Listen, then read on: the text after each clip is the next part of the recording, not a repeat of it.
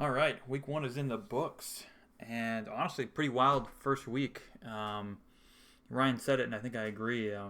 This year compared to last, I think there's a lot bigger of a distinction between the good teams and the bad teams really early on. I think last year it was really close, and I think any week it could have been anyone. But I think we already are seeing a clear distinction of the better teams versus the worst teams, and that could just be an overreaction to what happened week one. But we'll obviously get into that in this video. But to start us off, before we get into the bad news, the good news. I am a dad now. Michael Forstelink was born on 9/3 last Tuesday. Funny enough, I had a draft that night, and I did do it in the hospital. But so I'm about a week in, 8 or 9. That's 9 days now. Yeah, 9 days in. It's wild. It's exhausting. A lot of late nights, but as I've heard from Fleming and Jack Colston, who also have babies or have children, it kind of works out because you'll be up late at night, so when the waivers run, I can be up to snatch up any extra guys that don't get claimed, and that'll be a nice positive. And I look forward to seeing the waivers, so I don't mind being up to see it at 4 a.m. or 3 a.m. I think, whatever it is. But yeah, I'm going to try to keep getting these videos out. At least right now, I'm off work for 2 weeks, so I can balance having a newborn and fantasy. But once I have fantasy, newborn, and work, we'll see. My goal is to keep putting these out, and I will put these out. But hopefully the quality doesn't go down, but no promises with how much time I'll have going forward. But yeah, let's get into Cooper. Almost gone. He is not gone yet. He had the lowest score last week, so his entire team gets dropped and he gets no fab. But he is allowed to put together a team to try his best to outscore somebody this week. And if this week goes like last week, where we have multiple teams scoring in the low 60s and one in the 50s, it's possible. It is absolutely possible. He only needs 4 of his guys to get a touchdown and everyone else to be kind of average. And I think he could make a push. I think the first week is probably the best week to have the chance because the rosters are all the weakest. But I guess as you go on, then the waivers are better. But whatever. I'm rooting for it. I think it'd be awesome to see someone resurrect themselves. But looking... Okay, wait. I totally did not update these. I'm realizing. But no one really cares. There's the betting lines. These are wrong. And the next slide's going to be wrong. But anyway, Dolphins, Bills. Bills at Dolphins, I think. Is it Bills at Dolphins? This could be an old graphic. Who cares? Honestly, what I'm looking at in this game tonight is, will Kincaid bounce back? Because I think he will. A lot of tight ends heavily underperformed last week, and we'll get into that. That's a big topic I want to discuss. But a lot of guys playing tonight. Josh Allen, James Cook, Kincaid, Shakir, Samuel, Tua, Achane. Mostert's actually out, so that's wrong. Tyreek and Waddle, and I think that's it. Someone might be starting the defenses, but probably not. And then looking ahead to Monday night, Eagles, Falcons. Falcons looked awful week one, and I kind of predicted that. There are actually a lot of things I feel like I predicted correctly week one, and one of them was that the Steelers' defense is going to make the Falcons look like a bunch of idiots, and that was kind of right. But Monday night we got Hurts, Barkley, A.J. Brown, Smith, Goddard, and then Kirk, Bijan, Drake London, and Pitts. And I think Darnell Mooney is actually also getting started, and maybe Eagles defense. Defenses, I'm not so sure actually in these primetime games this time around. But once again, ignore these. I think I just wrote in Eagles and didn't actually change the numbers. But this should be a good one. It'll be interesting. It'll be a good game if the Falcons can step it up. But otherwise, it might just be a pounding by the Eagles. But we will see. All right, the week one standings, points for on the year. Potter and Jack leading the way. And I'm followed a very large gap after those two guys, and it's me and Mark and so forth. Cooper, not fully eliminated, but he is right there, ready to be chopped if he does not outscore somebody this week. And like I said, I'd love to see it. But other guys down there towards the bottom, Mitchell kind of barely survived. He had a good performance from actually all his guys. He had the Sunday night with the Lions and the Monday night with the Jets. He had Goff, Montgomery, and Garrett Wilson, and those three guys ended up being his three highest scoring players, which wasn't saying much because his other guys were pretty bad last week, but he survived. That Montgomery touchdown at the very end to seal the win in overtime was also sealed the win for Mitchell here, so pretty crazy. That was a down to the wire finish there, and Matt and Joey also in the 60s, so some pretty low scores last week, and I mean, in general, low scoring across the NFL, so it kind of goes hand in hand for sure. But quick look at the economy. A lot is happening already. I don't know if this much happened week 1 last year. Probably not, because it was new for everyone and no one was trading right away. No one had a concept yet of fab. I think this year people do, and there's clearly some people going for different strategies, like Jack and Ryan just spending a lot early to get good guys and make their team good.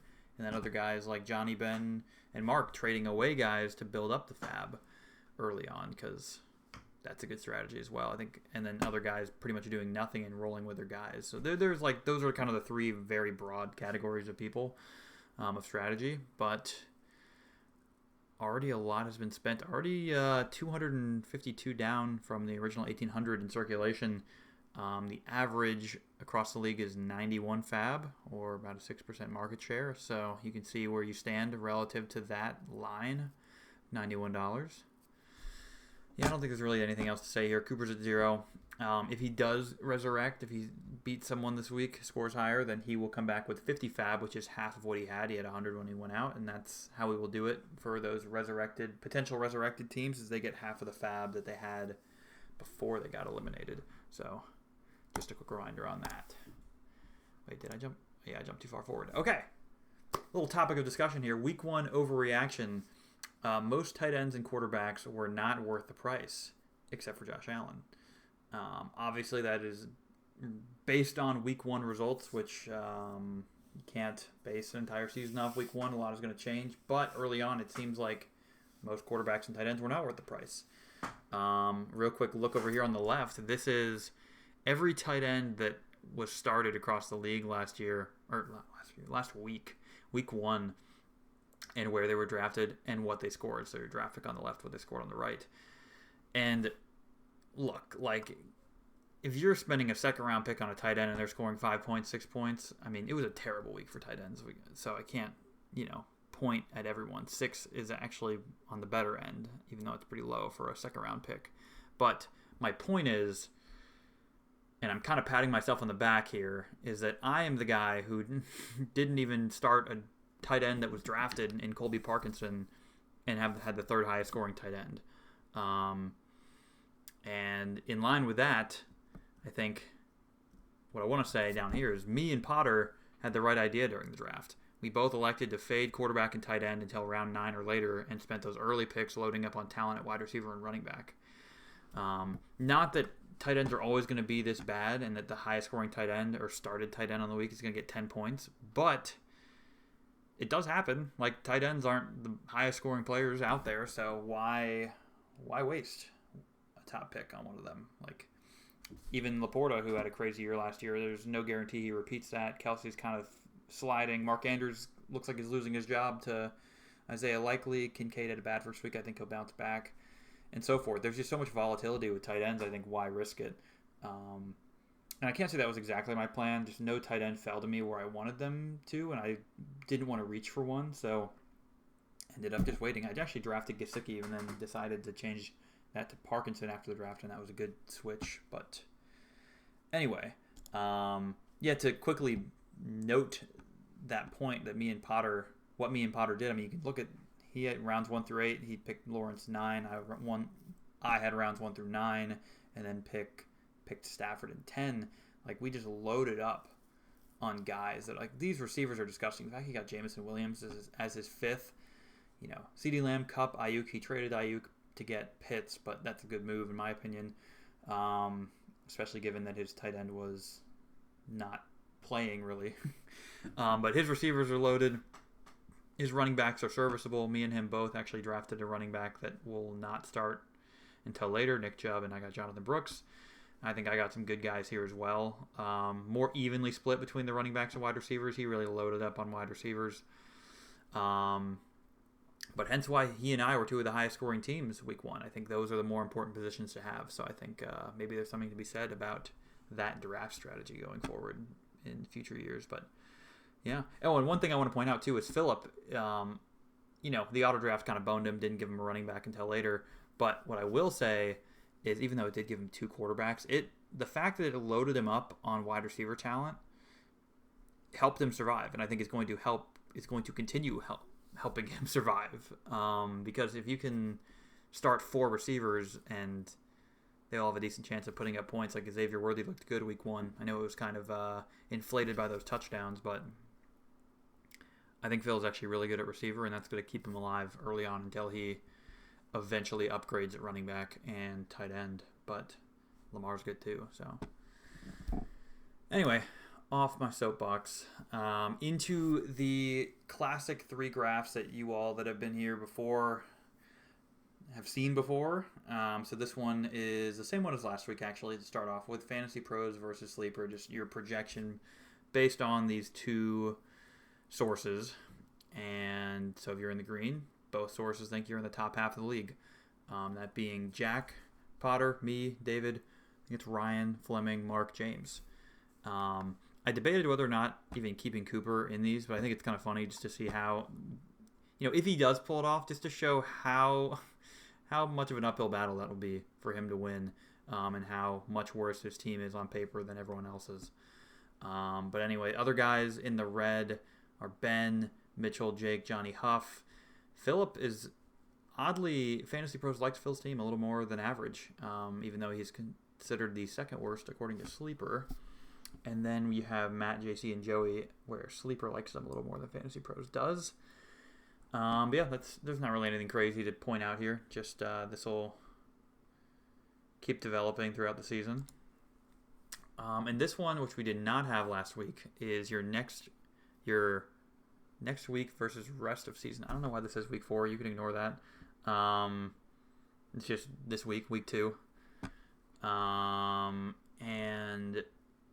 that would imply here that most everyone's either in red or green except for Joey, which would mean his rest of season ranking, he's looking pretty good, but this week his matchups must not be that great. So he is the 3rd worst.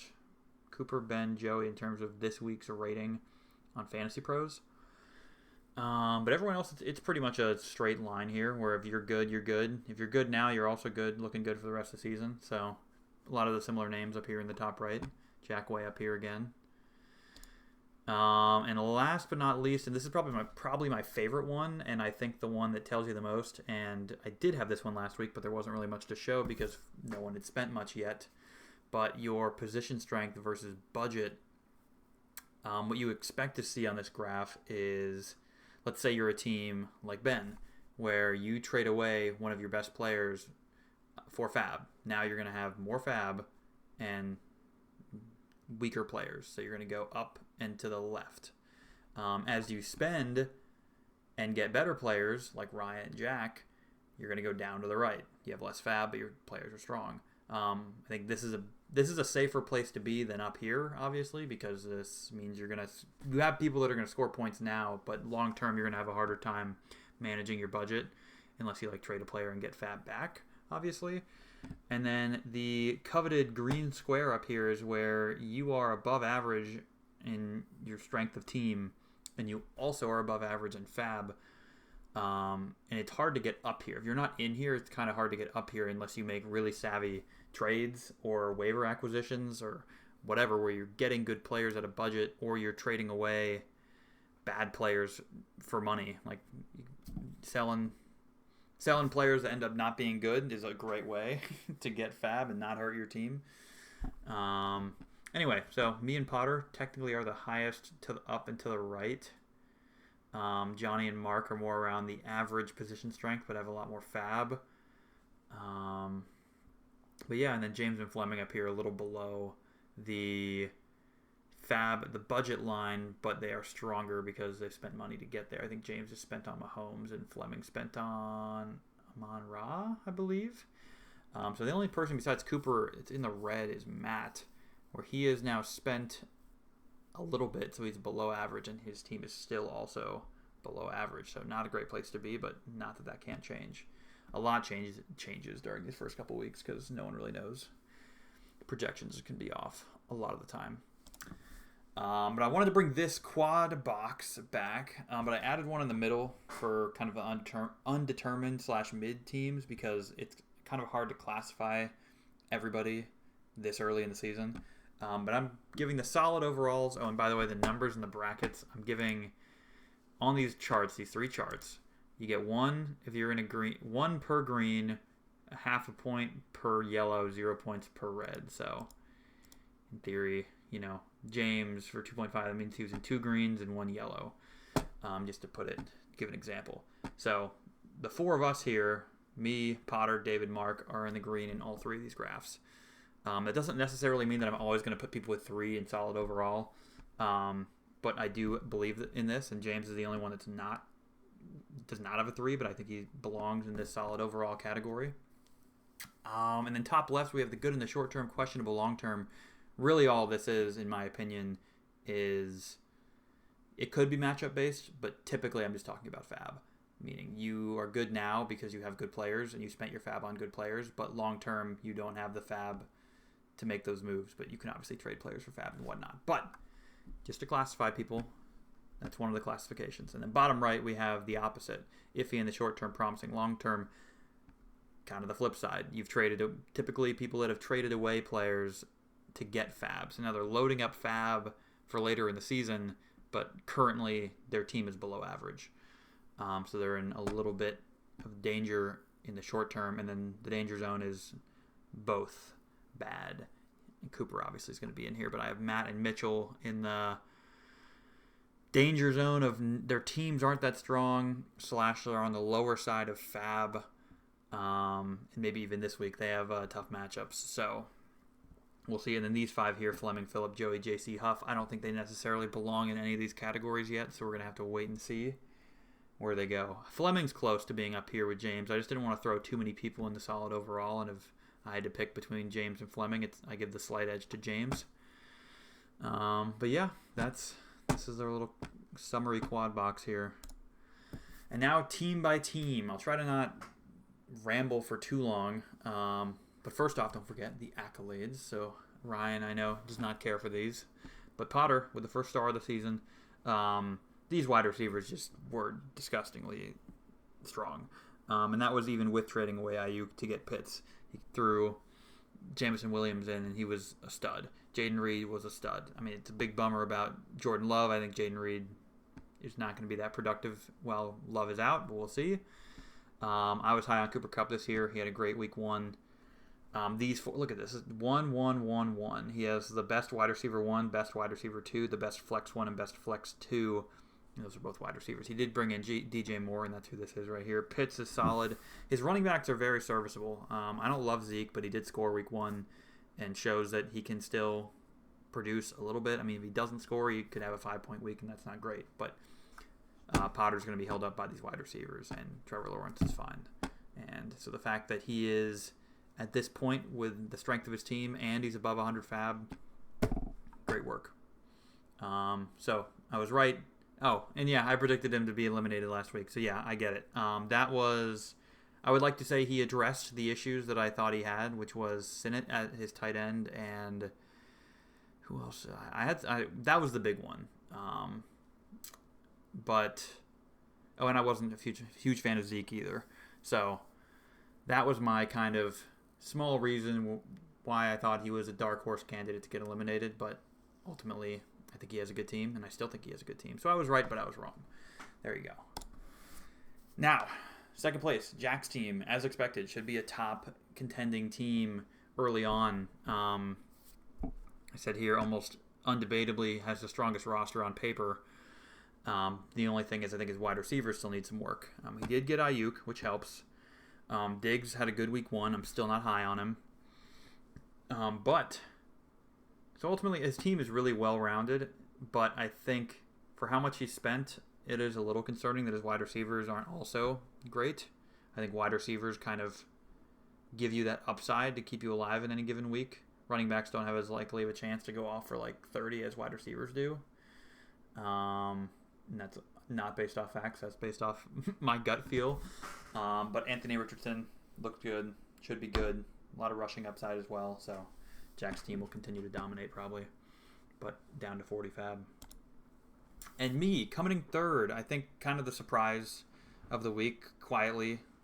At least I surprised myself. I didn't have myself as that high up of a team. But it is just 1 week. I think Ramondre Stevenson had a great week. That won't necessarily happen every week, but I'd love to see it if he could. And I'm just going to pat myself on the back again for Parkinson. I think that was a great play. It was my gut feel that, hey, he's going to replace Tyler Higbee while Higbee's injured, and Stafford likes to throw the ball to Higbee and tight ends in general. So Parkinson's going to get that, and he did. So I'm just brilliant. That's really plain and simple. But I think I am in a pretty good spot. I have good receivers. I traded away Brian Thomas to Johnny and got KJ Osborne at 15 fab. Really just 15 fab. I already dropped Osborne for someone else. Sutton, actually. And I picked up Sutton and the Jets D. I think the Jets D has a crazy good schedule going forward. So that's hence the overpay. Generally speaking, I did overpay for both of these because there was a pretty significant gap between my bid and the next highest. So lost a little fab there, still floating around 100. I feel like I'm in a good spot. And I don't think I'll say that often, but I think I'm actually in a decent spot here. Oh, and if CMC doesn't play again, Jordan Mason's a stud, so I'll feel extra good if CMC is out again. And in fourth, also getting a flame. Forgot to mention Jack and I got flames. Getting the last flame of the week is Mark. Getting carried heavily by Baker. I liked Mark's team out of the gate after the draft. I'm a fan of Baker. I have Baker in my other Guillotine league, and that was awesome. Loved having him. He's a great quarterback to target late in the drafts, and as you know, I was not going to target a quarterback early in the draft, so Baker's a great guy to go for. His running backs are all right. He did trade away Brian Robinson, so that puts Devin Singletary as his RB2 now, which is actually might be okay. I don't want to overreact to week one. I think Devin Singletary will be fine. And a lot of these guys will be fine. Amari Cooper, who he acquired in the trade, had a bad week one. Jamar had a pretty bad week one. I think these guys will all bounce back. And I think this is Darnell Mooney and Kittle. So ultimately, I think he's got a good team.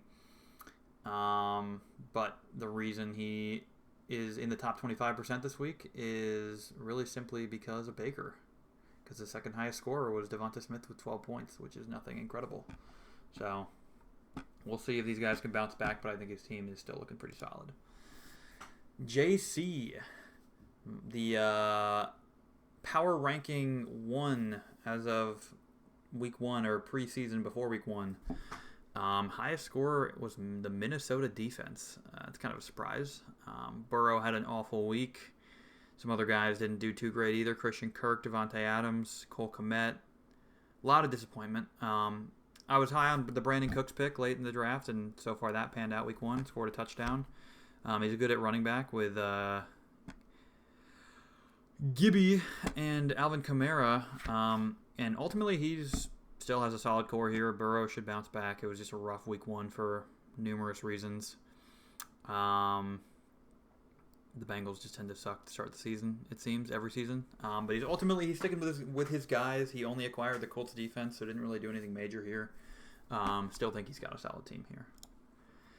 David coming in 6th, pretty close to where he was projected. Tua was his top scorer. As much as I will hate on him, he got him 19, which is good enough. I still think his duo of running backs is great. Jonathan Taylor and Pacheco, I like them to start the season, and I still think they're going to be good. And his wide receivers are pretty solid too. And basically the big change for him this week was he traded away Njoku, who was hurt.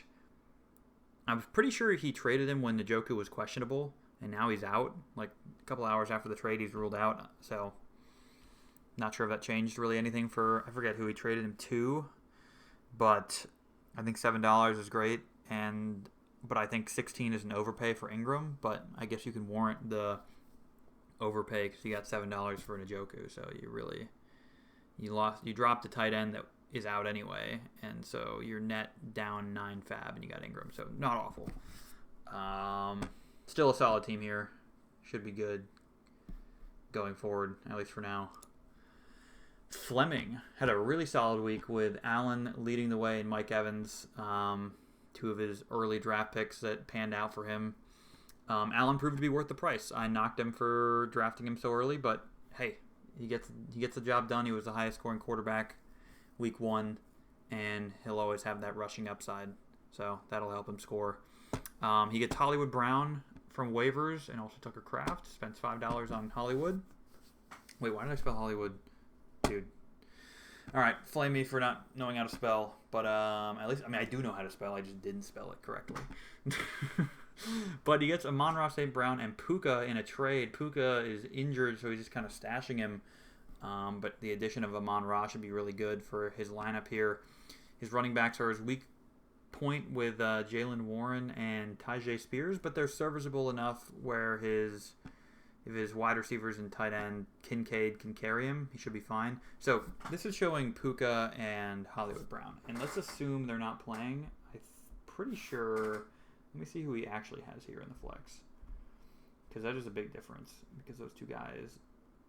Hollywood might play, but right now he has Hollywood and Alexander Madison. Alexander Madison was kind of a surprise of week 1, so I think that's a good flex play. A worthy flex play, I would say.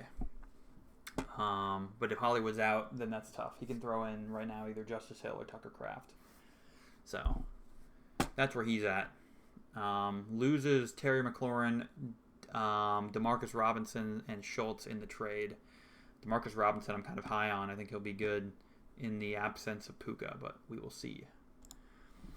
All right, Huff. Kind of a quiet week, right around the middle of the pack. He's been quiet in free agency and trades as well. He's made no moves at all. I think his team is solid. Receivers were a little lackluster week 1. Drake London and Deontay Johnson both putting up less than 4 points, I think. But he's got some good pieces here. Running backs, Achane, James Conner, Kyler Murray's good. Goddard right around middle of the pack at tight end, I would say. So I don't think he's at any risk here of going out. I think he has Dortch in his flex, although it's not showing here. I like the floor of the guys that he has, so I think he is still in a pretty okay spot, staying around the middle of the pack. Now Johnny, the rookie team. Jaden Daniels had a great, at least from a fantasy perspective, a great week 1. They lost the game though, but the rushing upside is very apparent. He had I think it was 18 carries, almost 100 yards on the ground, and a rushing touchdown. So that'll do it. That's good numbers for a running back, to be honest. And then he also threw some. Johnny is active. He loves to trade. So combining the 2 trades that he did, he got Terry McLaurin and Brian Thomas and 38 fab and traded away Amon-Ra and Shaheed. So I think combined, that looks great. I think alone it was what? He got Brian Thomas for 15 fab, and then it was 23 fab. 23 for... I don't know. Either way, he gained fab, and he didn't exactly hurt himself. I mean, Amon-Ra is a stud. He didn't have a great week 1, but he's a long-term stud. Could be a championship wide receiver. That's the only downside here, but he's up fab, and I don't think his team is that bad either. A little weak at wide receiver, but definitely some serviceable guys here. Brian Thomas is one of the best flex 2s that has him in the league, and pretty serviceable everywhere else. I think Chuba had a really bad week 1, but maybe could bounce back. But yeah, I think my summary is that he leads the market in fab, but he has an average team, and I think that's actually an okay place to be, because normally what will happen is if you trade away players and gain a lot of fab, you're going to have one of the worst teams in the league. But I'd say he has an average team, so I think that's an okay place to be. Not at a huge risk of getting eliminated, I wouldn't say. All right, Phillip. Way outperformed projections. Some studs, some big performances this week. Lamar did him good. Tyreek Hill, the big one. the rookie Xavier Worthy had a great 2-touchdown week on 3 catches. So don't know if we're going to see that much from him again. Not again, but at least in back-to-back weeks. Should have some regression with how few targets he got. I don't think he'll be scoring 2 touchdowns every week, but definitely not a bad play in the flex, a high upside play. His running backs are still just awful, plain and simple. Algier, and now he has Juszczyk to replace Ray Davis. I don't know. I think he should have made a trade. Either should have pushed for Bijan or Najee Harris or one of those other guys in free agency or on the waivers, or he should have made a trade. But I think he's going to roll with his guys. I think he's got enough firepower from his top scorers, Nico Collins, Tyreek, Lamar, that he should be okay to make it past another week. Oh, and I'm calling his team the Walmart Potter team because if you remember Potter, he was right here. 1, 1, 1, 1. First in these 4, and that's kind of what Phillips' team looks like, except he also has a good quarterback, and he's not quite 1, 1, 1, 1, 1, but top tier talent at wide receiver 1 and 2 and flex 1 and 2 that are also wide receivers. So kind of like the Walmart Potter team. But Phil should continue to be competitive. I don't think he's out quite yet, even though the auto draft did bone him. All right, Ryan. The only reason he falls this far into 11th is because he benched 2 guys. Because I guess I won't spoil his plan, but I think you guys know why he does it. But Chicago defense leading the way for him last week. He adds Bijan to the mix. Now Bijan and Kyron is RB1 and 2. Now probably one of the strongest duos of running backs in the league. That'll give him a great floor week in and week out. And then he also has Zach Moss and Zamir White, other running backs that I think Zamir White will be better, and Zach Moss showed flashes of what he can do even when the Bengals looked bad last week. So running backs are solid, receivers not so much. Debo, Josh Palmer. Palmer really did not get it done week 1. I was a fan of Palmer going into week 1. He just didn't get it done, so we'll see if that can change. Stroud and Freiermuth, they'll get it done as well. But Ryan did spend over half his fab to get Bijan, so we'll see how that pans out. But he's definitely bought himself a lot of safety in the near future. So yeah, that's where Ryan's at. Now Ben did outperform his projection of being 18th last week. Got 12th. Kenneth Walker, Rashad White, got it done for him. Nothing too crazy. They just 18 and 14. That'll get it done. His moves this week. So he got by without Saquon. That's the big headline. Traded away his first round pick and was still fine without making any other major acquisitions to replace him in week 1. Got Shaheed for 8 and Njoku for 7. Njoku's not going to be playing this week, so that's tough. But I think he has... Let me see, who does he have at tight end then? He has Cade Otton. So not sure how I feel about that, but okay enough, I guess. Generally, his team is still on the weaker side. He also has Mostert injured, so Mostert will not be playing. So those injuries, along with his team already being a little bit on the weaker side, doesn't put him in a great spot, but he is at 120 fab, so if he can make it another week, I think he can bolster this team back up. But the running backs here should, by running backs, I guess I just mean Kenneth Walker and Rashad White, should continue to be the foundation of his team going forward. All right, Jake's team. The A.J. Brown Hurts stack led the way for him. And then, surprise, Jerry Jeudy scored a touchdown. Browns looked pretty bad, but Jerry Jeudy scored a touchdown. Got a lot of targets too, so that's good to see if you're a Jerry Jeudy owner. But ultimately, Jake didn't really do much to change his team this week. And by much, nothing. He did not pick up anybody, even for 0 fab. Still has all his fab, and he made no trades. So, quiet week, sticking with his guys. I think he's got a very average, maybe bordering on the below average team, but that doesn't matter as long as you survive. If you're below average, it's a good place to be if you're not last. A.J. Brown, Zay Flowers, Jerry Jeudy, good group of wide receivers. I think this is Jaleel McLaughlin, but I think it's actually somebody else this week. Let me see. Okay, where is he? Where is... Dude, there it is. Okay, took me like 5 times scrolling up and down. Curtis Samuel, who did not have a great week 1, but could prove it, and he'll be playing tonight. Still a lot to be figured out in that Buffalo wide receiver room. As we'll get to, even Mac Hollins could be a guy involved in that wide receiver room. But I think of any position, I think his wide receivers will continue to carry him and keep him in contention every week to not be last. All right, James's team. Dobbins, I feel like, is already an early candidate to be one of the biggest steals of the draft. I should have believed it. You know, the Jim Harbaugh coming in, loves running the ball. Dobbins is elite. He's just been injured. Like he is an elite talent at running back. He just has had so many injuries. He's never really gotten to show it. So we'll see. Gus Edwards and Dobbins actually had an even split of carries, and I'm pretty sure close on snaps as well. Dobbins might have gotten like 2 more catches than Gus Edwards did. But Dobbins just way outproduced him in terms of yards per carry. So maybe that'll regress back, and we'll see Gus Edwards have a good week this week. But Dobbins looked explosive and really good. So I wish I drafted him somewhere, and I didn't. I'm in a lot of leagues, and I do not have Dobbins anywhere.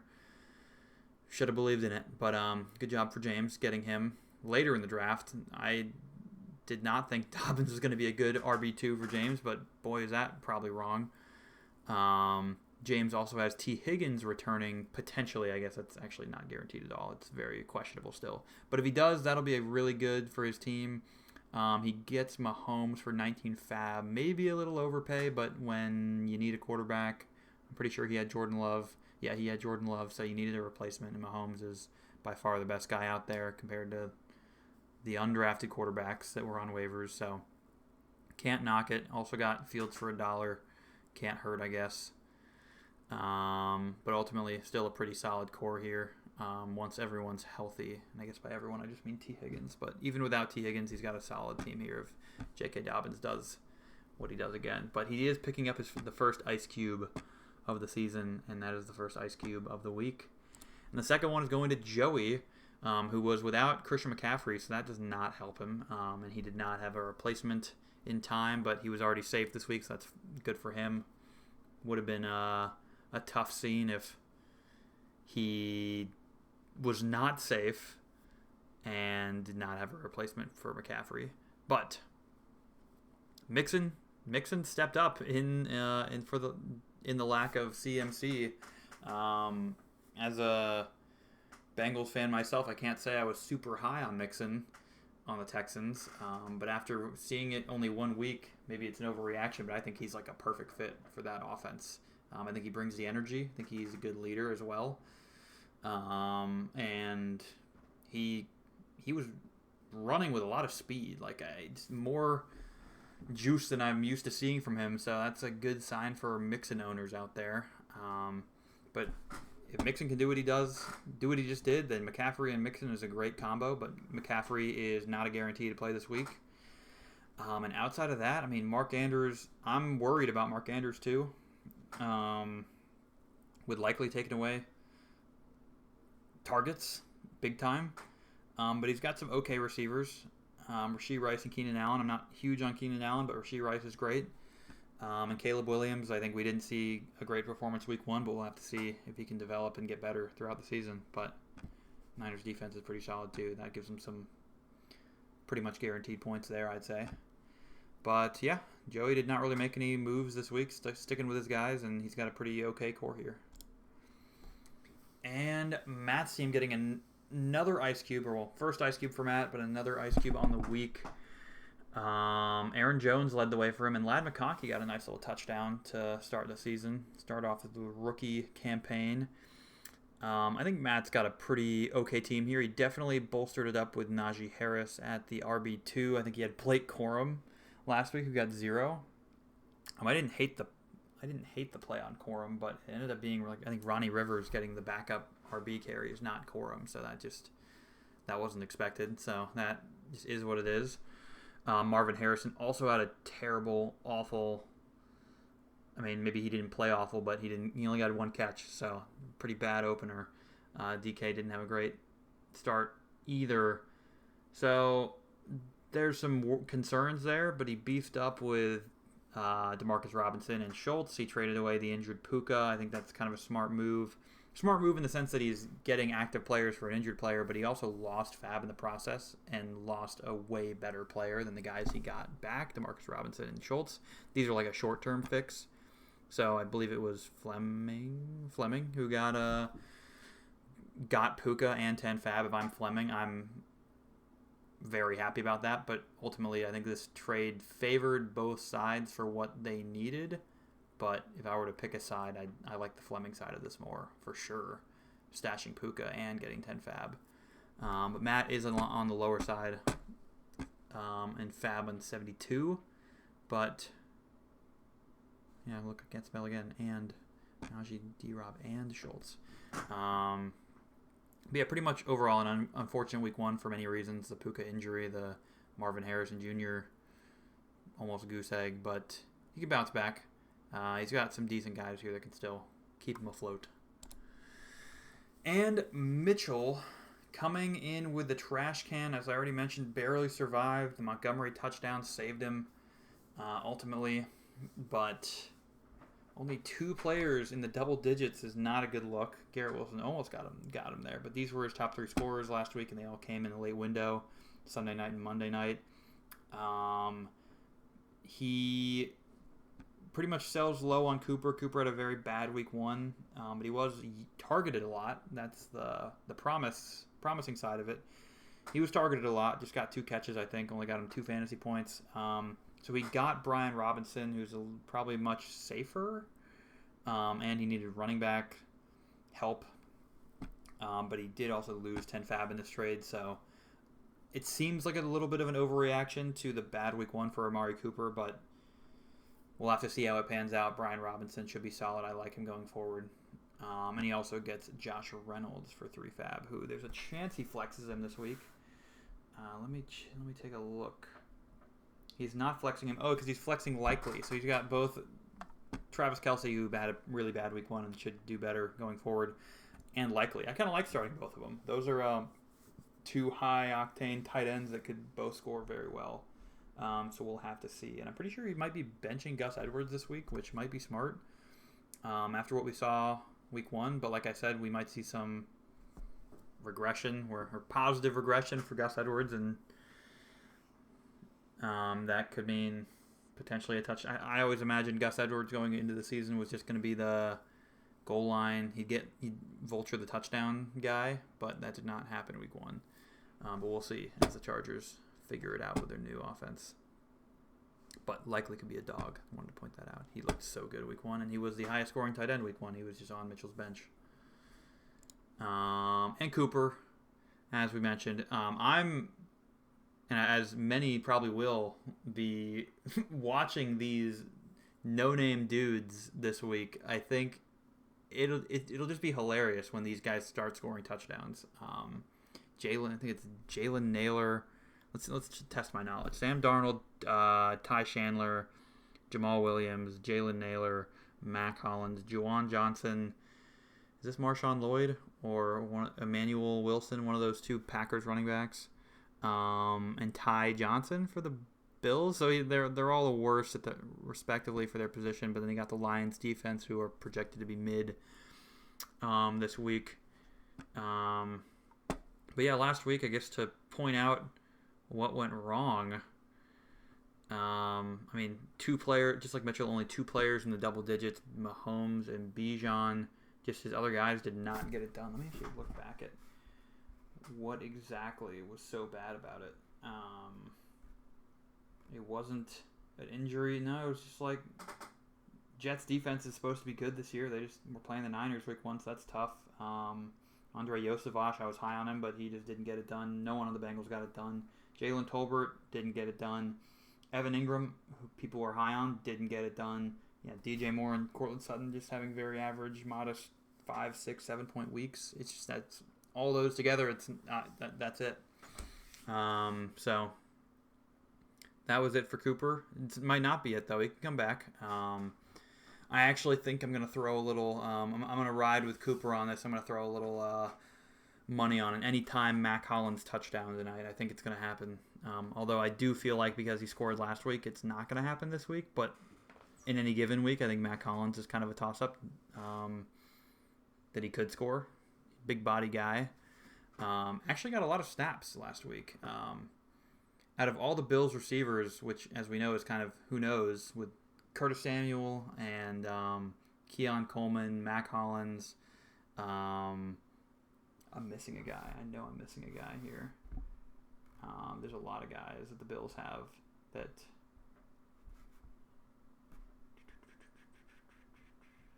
What am I doing here? Here we go. Khalil Shakir. There's the big one that I'm missing. That's really it. MVS, I don't really think he's doing much. So those 4 guys I mentioned. And surprisingly, Mac Hollins actually got more snaps than some of those guys. So we'll see. I like Mac Hollins this week, and as I say here in the summary, I also like the Tyler Johnson play, who it does not show him here. I think he is actually starting Tyler Johnson though, which I am a fan of with Puka out, and Tyler Johnson looked good last week, and also not shown in the starting lineup here, but I think he is starting him is the Deshaun Vele. Deshaun Vele, is that how you say his name? Got targeted 8 times, caught all of them week 1 from Bo Nix. That's good volume. That's good usage. That could, if you can continue to see more of that, I think he stands a chance to score a lot of points this week, or at least enough points to give Cooper a chance. So, yeah, enough rambling. I think that is all there is to say about Cooper's team. We'll keep an eye, and if he does come back, he gets 50 fab. So it's an uphill battle. Even if he does make it back this week, it is an uphill battle to to make it deep into the season for Cooper for sure. For anyone that gets eliminated and resurrects themselves, really. But into my week 2 power rankings, I forgot to put the up and down, how many spots people moved up and down, but I kept JC at 1. I'm not going to overreact to what is he, the Joe Burrow bad week, and a couple other of his players didn't have a great week, but I'm not going to overreact to that yet. I still think he has one of the best teams, and this is not just teams, it's also Fab, so Fab does bump you up a little bit. But I'd say, as I mentioned last week, I'm weighting this more towards who you actually have right now. Hence why, Ben, I still have pretty low, even though he's up there on Fab. Cooper at 18 for obvious reasons. But Potter jumps all the way up to 2. I think I had him at 7, 8, or 9 last week, maybe 7. So that was one of the bigger jumps. Almost put him at 1, but I think that's an overreaction. Like I said, I don't want to overreact to, Potter was the highest scoring team week 1, so now he's 1. But definitely a team to watch out for with all that wide receiver firepower. Jack bumped him up to 3. He acquired another. Who did he acquire this week? Last week it was Saquon. This week it was Ayuk. So some good guys. I think he's he's the lowest besides Cooper on Fab, but his team's really good. David, I kept up here in the top 6. I jumped myself up here. I think I was selling myself short, or potentially I just had a really good week 1 and I'm overreacting and I might regress back to the middle of the pack. Ryan I have up here with the addition of Bijan. And then pretty much, I'm not going to go team by team necessarily. I mean, Mark Fleming. I think Fleming is bumped up from where I had him earlier last week. I think I had him in the right column here, but now he's definitely bumped up a good bit with the addition of Amon-Ra and some other moves he made. Huff is just a middle of the pack team. He was to start, and that is where he ended up week 1, and he made no moves, and that's where I'm going to keep him here. I think he's a middle of the pack team that should last a couple weeks as is, I think, honestly. And then James bumped him up a bit because Dobbins is way better than expected. Johnny, I'm pretty sure I have him right about where I had him last week. He's got a lot of rookies. He's trading away lots of guys, but I still think he has guys that can work. I said I wasn't going to go team by team, and really all I did was skip over Mark here. So, Mark, I'll give you some... What do I have to say about Mark? I mean, you're at 7, so you're above average. He's above average on Fab, too, 120. So he's in a pretty good spot considering I think he got 10 for Thielen and 10 for let me get this 10 for Thielen and 10 for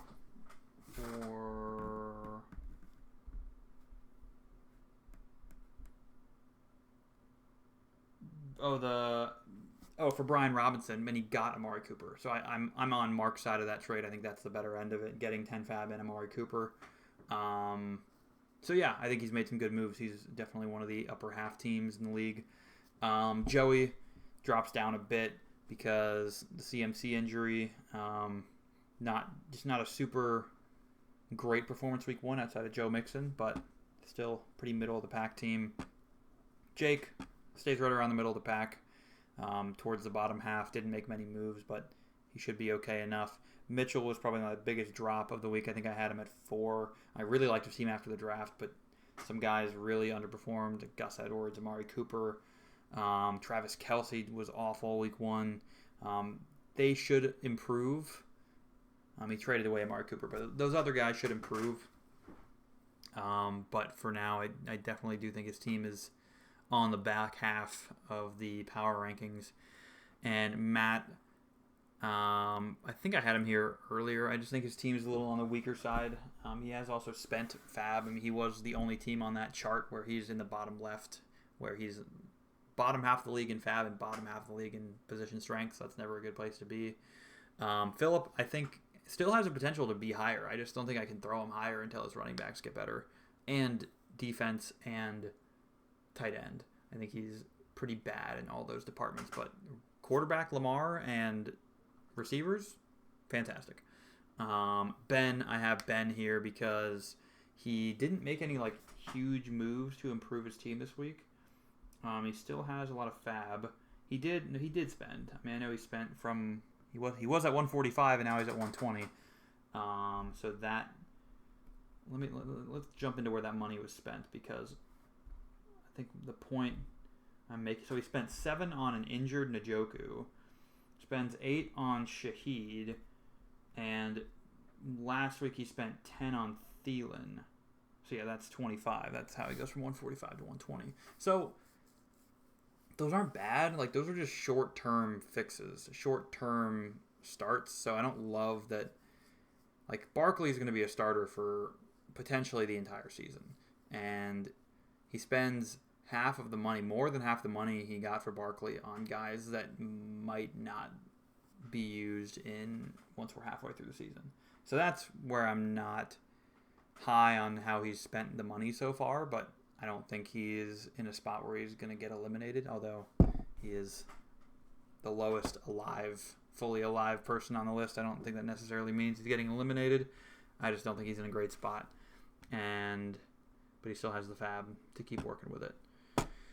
And to end off the video, as we always do, my prediction to get guillotined this week, and it has to be a hot take, so it's not going to be Ben, he's at the bottom. If you're at the bottom of the the power rankings, you're never going to be on this. It has to be a hot take, someone who's a little more unexpected. And I've got Joey this week.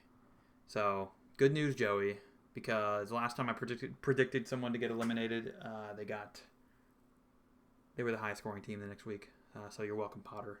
And you're welcome, Joey. You're probably going to be the highest scorer this week. CMC is going to play, and Joe Mixon's going to pop off again, and you're going to score the most points this week. So, but we'll see. I think there's like last week, I'm not going to explicitly say why I think why I have a hunch he could be the lowest scoring team this week, but I'm just going to throw him out there. That's my take. That's who I have. And that wraps it up. Kept it under an hour. I probably rambled too much anyway, but I have nothing better to do. Actually, yes, I do. I have a child, but right now I don't have anything better to do. So, yeah, good luck, guys, going into week 2. Keeping a close eye on Cooper this week. I'd love to see him resurrect himself. Then it'll create a double elimination the following week if he does. But best of luck, everyone, and don't get guillotined.